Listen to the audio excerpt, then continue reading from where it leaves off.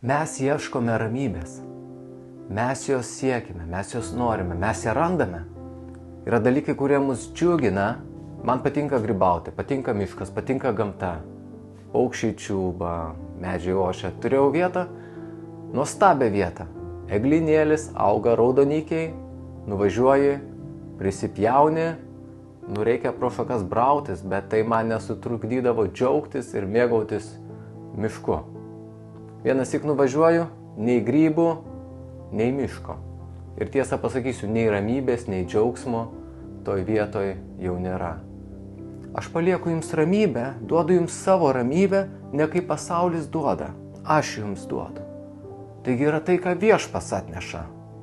Viešpats nesikeičia ir jo ramybė nesikeičia. Ir tai, ką mes gauname iš jo, tai nesikeičia, tai amžina.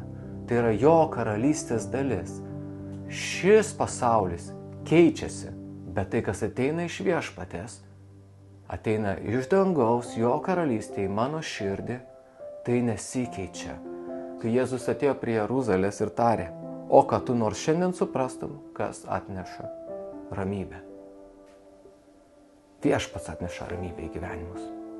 Bet ką padarė Jeruzalė? Jie nesuprato. Tas miestas nesuprato, jie paniekino Jėzų, jie atmetė jį, jie nukryžiavo jį, jie nepriėmė tos ramybės, kurią jis atnešė. Ar šiandien mes atpažįstam tą, kuris iš tiesų atėjo, kad atneštų mums ramybę? Ar šiandien mes priimam? Ramybę širdyje turiu, kai susitaikau su Dievu, kai prašau Dieve, atleisk mano kaltes, atleisk mano nuodėmes, ten, kur suklumpu, ten, kur suklystu, aš jo prašau.